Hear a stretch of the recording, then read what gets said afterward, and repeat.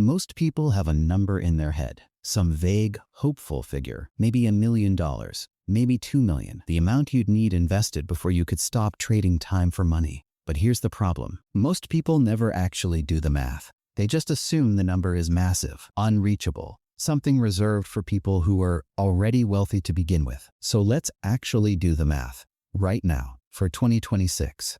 In America, how much do you really need invested to live entirely on dividend income? And the answer is going to surprise you. Not because it's small, but because it's specific. And specific is something you can actually work toward. Let's build the foundation first. A dividend is a payment made to you simply for owning shares of certain companies or funds. No selling, no timing the market. The money arrives because you own the asset, quarterly in most cases.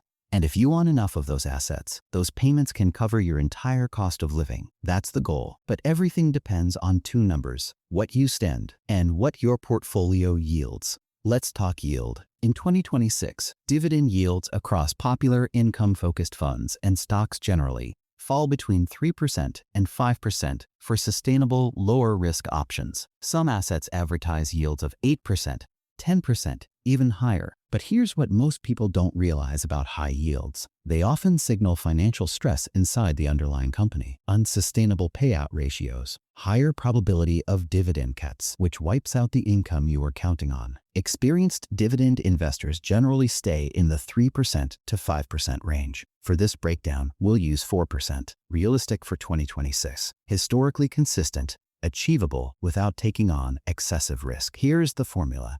Annual expenses divided by dividend yield equals your target portfolio size. Now let's apply it to real American cost of living numbers in 2026. Scenario 1.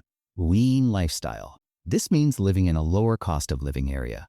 Midwest, rural South, smaller cities, modest rent or paid off home. Conservative spending, annual expenses around $36,000. At a 4% yield, you need $900,000 invested. Scenario 2. Average comfortable lifestyle. Mid-tier city, reasonable rent or mortgage, normal spending on food, transportation, healthcare and leisure. Annual expenses around $60,000. At 4%, the number is $1,500,000. Scenario 3. Comfortable with breathing room. Higher cost of living city. A house. Family expenses. Travel occasionally. Annual expenses around $90,000. At 4%, you're looking at $2,250,000. Scenario 4. Major metro lifestyle. Think Seattle, Austin, Chicago, or the outer suburbs of New York or LA. Annual expenses around $120,000. At 4% yield, your target is $3 million. Those numbers are real. And yes, they're large, but stay with this for a moment, because here's what changes everything. You don't need to arrive at that number in one step. You just need to start moving toward it consistently, and the compounding math does more of the work than most people realize.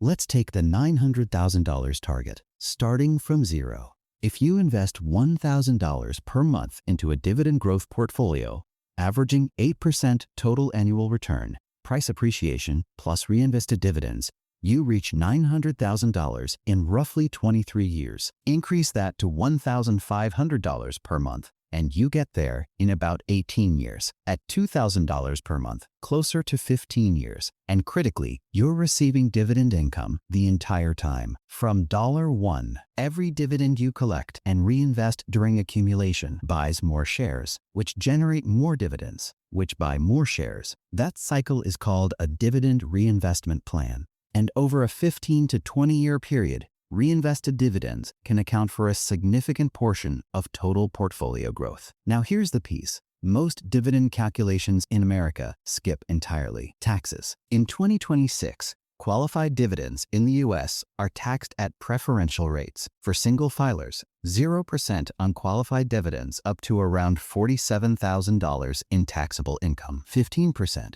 up to around $518,000, which means if your dividend income is your primary income source and you manage your tax situation carefully, your tax burden on dividends can actually be quite low. But the key word is careful. Account structure matters enormously. Holding dividend-paying assets inside a Roth IRA means qualified withdrawals are completely tax-free. A traditional IRA defers taxes. A taxable brokerage account subjects dividends to current year tax. The same $1,500,000 portfolio can produce very different after-tax income depending entirely on where those assets are held. This is why the number alone isn't the complete answer. The number plus the structure equals the actual result. So here's the full framework for 2026. Step 1. Calculate your real number. Take your honest annual American living expenses, including healthcare, which is not optional and not cheap, and divide by 0.04. That is your target. Write it down. Step 2. Build consistently inside the right accounts. Prioritize Roth IRA contributions if you qualify. Max that before adding to a taxable brokerage. Tax-free compounding over decades is one of the most powerful advantages available to American investors. Step 3. Focus on dividend growth, not just dividend yield. Companies that consistently raise their dividends over time, called dividend aristocrats, protect your purchasing power against inflation. A 4% yield today that grows 6% annually beats a static 6% yield that never moves, especially over a 20-year horizon. Step 4. Reinvest everything during accumulation.